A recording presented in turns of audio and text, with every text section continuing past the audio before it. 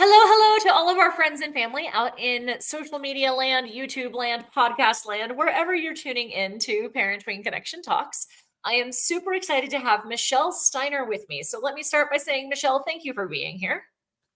Thank you so much for having me. I certainly appreciate it. Absolutely. And for anyone I haven't had a chance to meet yet, my name is Clarissa Constantine. I am the founder of the Parent Tween Connection, in addition to being your host for an array of conversations about life with teens and tweens. Now, if you've been tuning in for a while, you know that often we bring in professionals who say, hey, here's some insight. And it's also a way for you to get to know them as somebody who might be able to support you professionally in whatever arena they're discussing.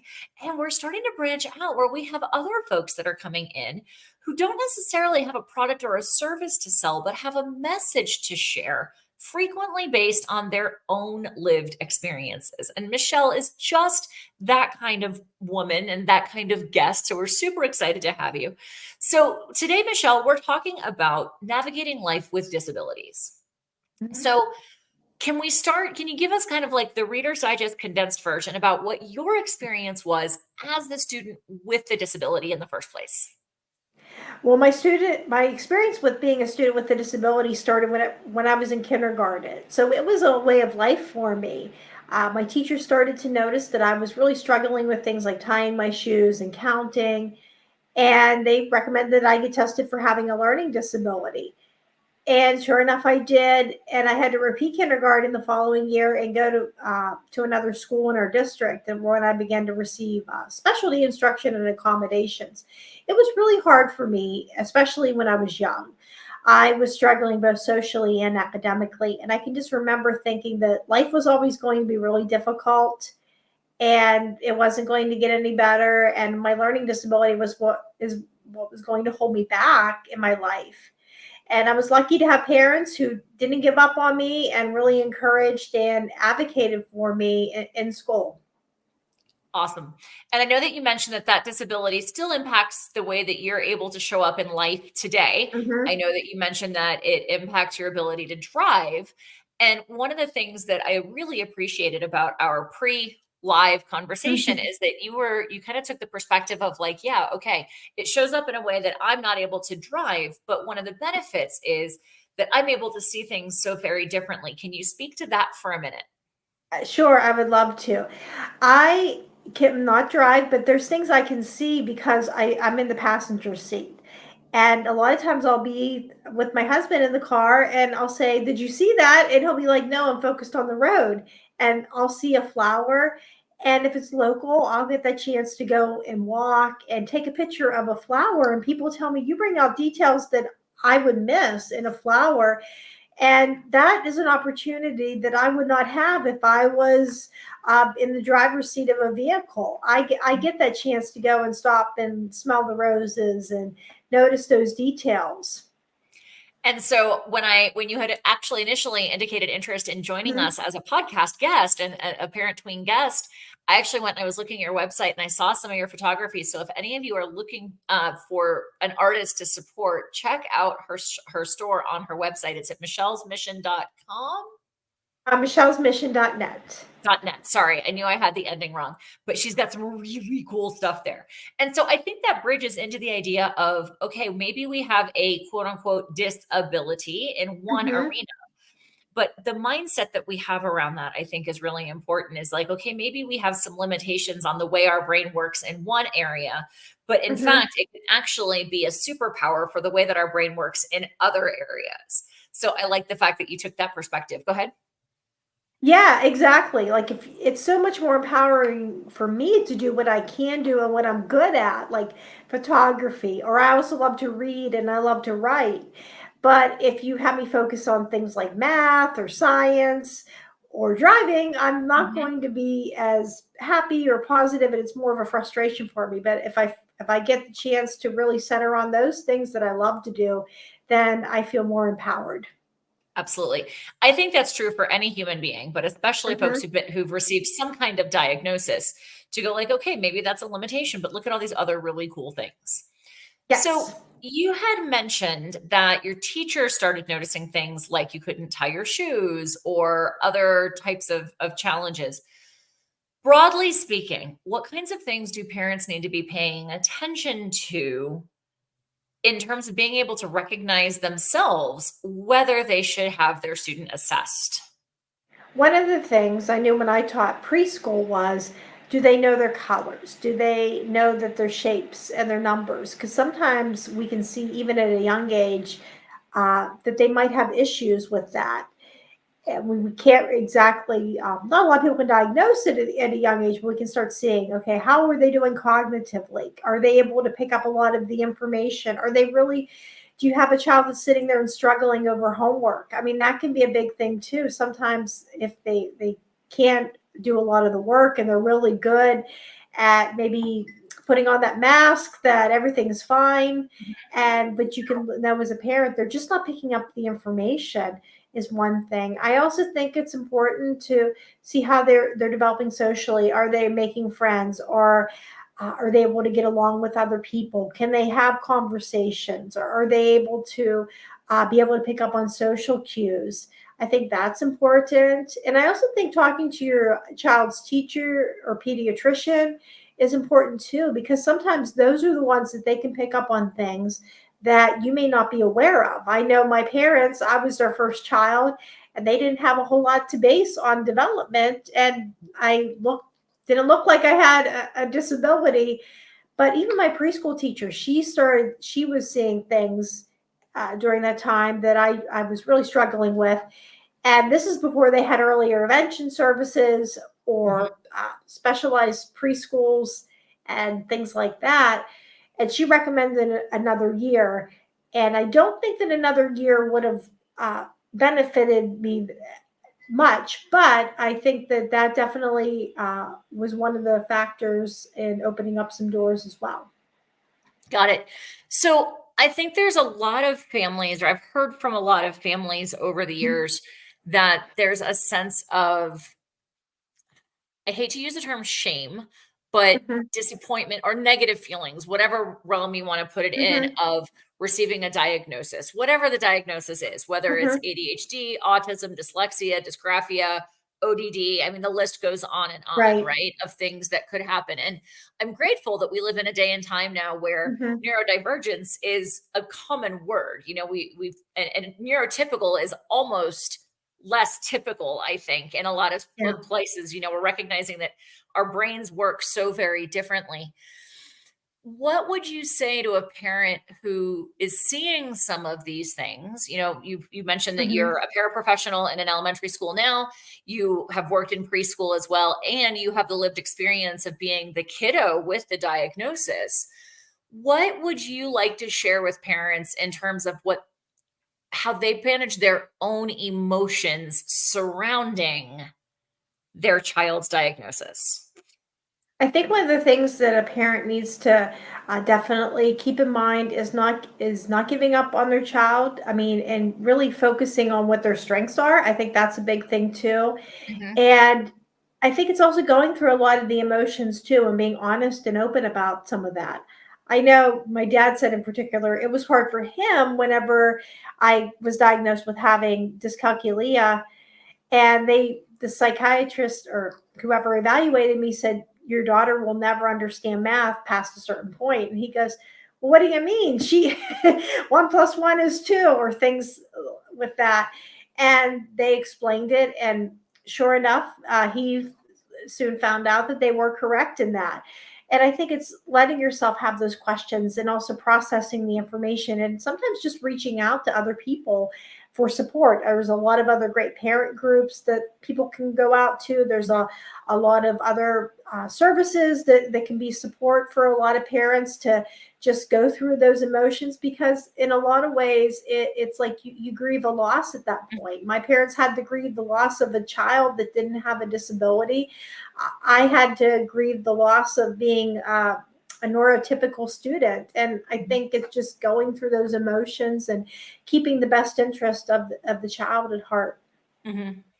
So I like the fact that you're focusing on like identify the strengths and that we're also Mhm. acknowledging that there's going to be an emotional process to Yeah. this. Mhm. Not just for the parents, but also for the kiddo, because if you're sitting there going Yep. like, I'm not like other kids. I mean, the reality is Um, that in a lot of ways, none of us is like other people. And yeah. yet, Mhm. when it's something like school is a major portion of a kid's experience, Yep. right? And if you have Mhm. a learning disability in particular that it gets in the way of being able to progress with your peers, there's there's going to be a lot of emotions around Yep. that. And especially if it's a difficulty where a result might be behavior issues in the classroom, right? Like you've got the student Mhm. or the kiddo who's already navigating feeling shame about whatever the Mhm. diagnosis is. Maybe it's something that medication can help, maybe not. But then on top of it, one of the outgrowths being behavior issues. Now they're getting in trouble in school on top of these things.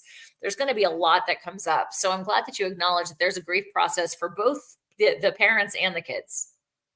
Yeah, exactly. Yep. It's a process you go through. So we've got the some things to look for, recognizing the emotional toll that this can take. Mhm. And then talk to me a little bit about the array of resources that you have seen that families can access. You mentioned the teachers, you mentioned the pediatricians. What other aspects have you seen, or what other places can a parent go to find support? And what are some things that maybe they wouldn't have thought of necessarily? Right. I know one of the earliest things is they have birth to three services with intervention where they can come into your home, just see if your child is developing appropriately. If they're not, they can do a lot of things for them in your home or in the daycare. So that could be like one of the really good first resources to Hmm. getting involved with that. I think also specific support groups on Facebook. There's a lot of virtual groups that are supportive and maybe not necessarily even a traditional support group, but you might be able to find somebody that has a child with autism or somebody with learning disabilities or ADHD. And I think that's important to have a lot of that support because it can be parents that are going through that during that time.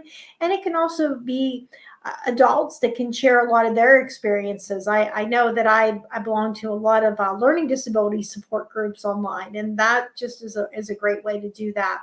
Hmm. I also think that people can find in their community just different kinds of groups that might meet, and that is something that parents can get some resources with. Hmm. There's also some other online things that can help as well. I know the Mighty is a great resource with just providing information to parents and to people with disabilities through a lived experience. I've Hmm. had articles published on there, and other people have published about their experiences in their life. And part of the reason they started that virtual one was there was the founder had a daughter that had a disability that people didn't know a whole lot about, and he had questions, and they had resources very quickly with people coming and supporting them. And I think that's a helpful thing as well. Hmm. So places that I know that I'd like to toss in of like where we can find Mhm. communities. Certainly Facebook is a big one. We have the Parent Twin Yeah. Connection Facebook group Hmm. as well. We're not niche into any particular area, just broadly Yep. for families with teens and tweens. But meetup.com is another place that I have found over the years that has in-person connections, or where we can make Hmm. in-person connections for an array of commonalities. So then tell me a little bit about um, families that aren't necessarily navigating having a learning disability, or maybe they don't know that they are yet, right? Maybe you used the term masking earlier. I know that's common in the neurodivergent Hmm. world of like, I put the mask on and I show up as if everything is fine, but really I'm like that duck on the water where I may look okay to everybody else, but I am paddling feverishly beneath the surface.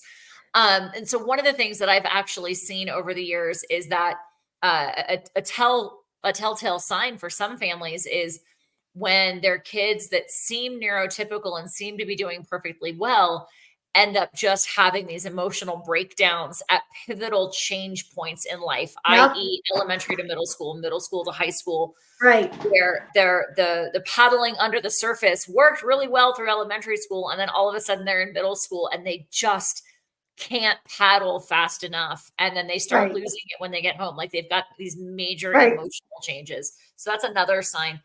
What would you say to a family that isn't navigating this in terms of being able to support, be an ally? We use that term ally in the LGBTQIA community, Mm-hmm. especially.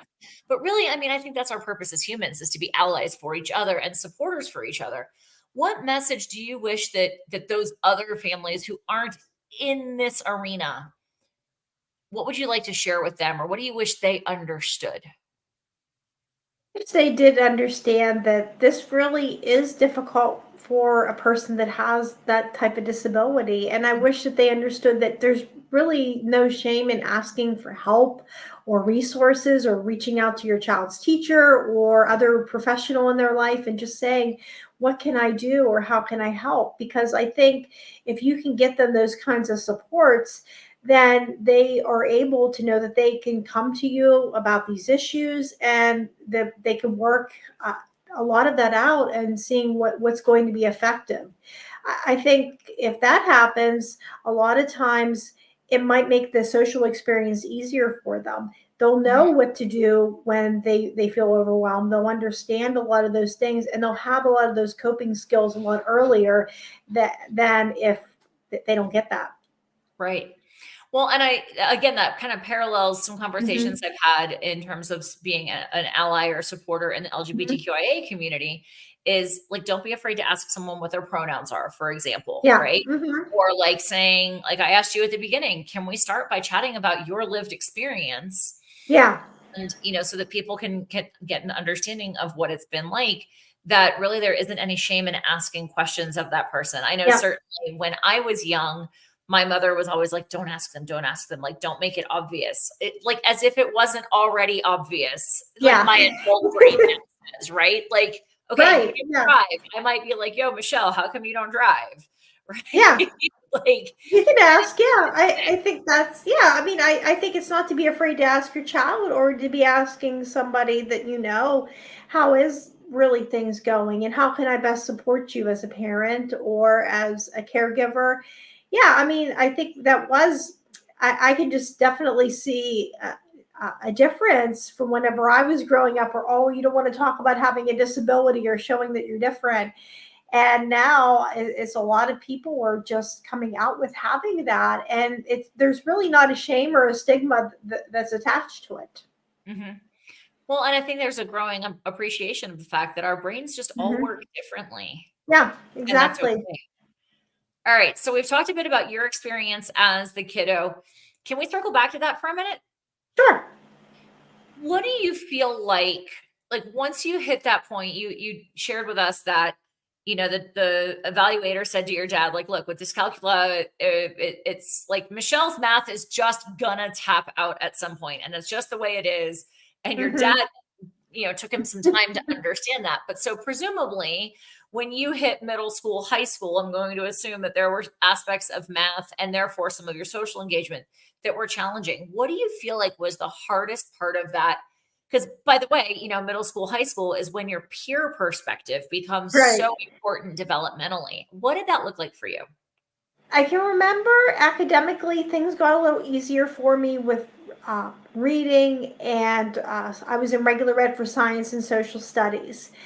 And I still did have math difficulties. I can remember I was in eighth grade, and I had a teacher. This was learning support math, who really wanted to push us into regular ed math eventually. And I can remember I was doing well at one point, but then I started to get really lost in the steps of completing this equation.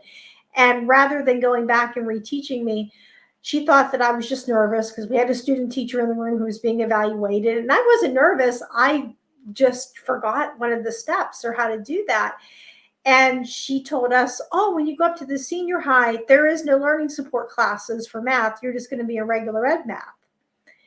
And I spent that whole time really upset, really worried that summer. And sure enough, when I got there, I really struggled, and the teacher didn't know what to do with me. And I was in a resource room, and I can remember the teacher's like, I think we need to put you in learning support math. And I said, oh, I thought there wasn't any learning support math. And she goes, yeah, there is learning support math.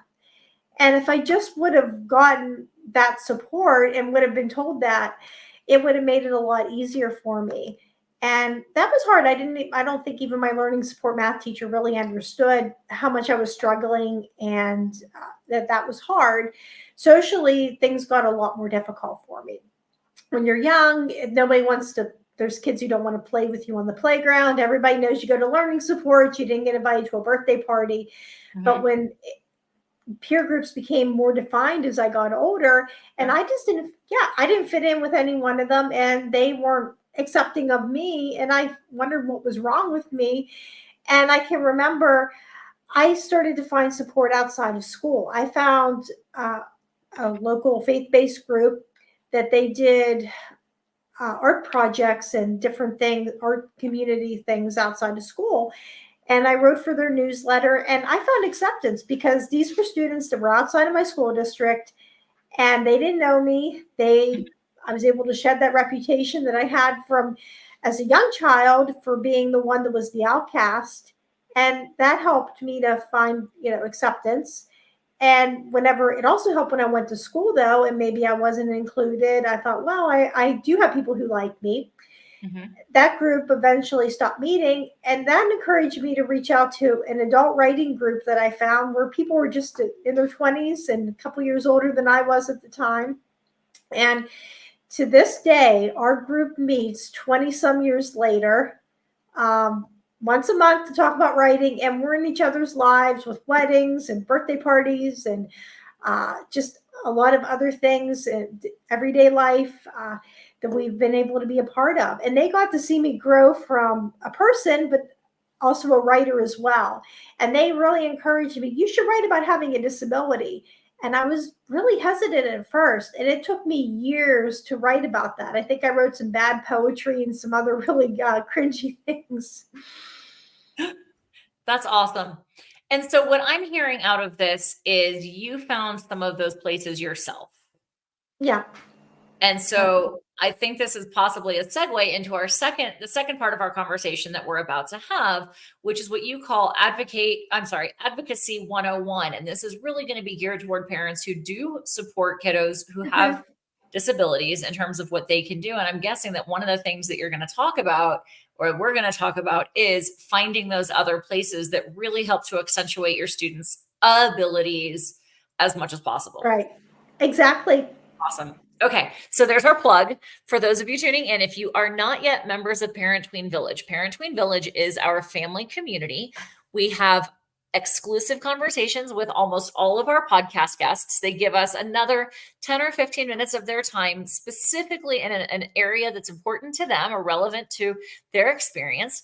And Parent Tween Village is $7 a month for the first year. We bring in 5 to 10 speakers a month on an array of topics, and we have a monthly community call where we can talk about our guests' messages, just as we've talked about what Michelle shared today, and we can extend the learning, as we say in education speak, to just create community around the topics that we're discussing. So if you haven't joined us, come on over to parenttweenconnection.com/Parent Tween Village. And if you are already there, we will be live in our Facebook group there in just a minute. So Michelle, thank you so much for being with me for the Parent Tween Connection Talks podcast.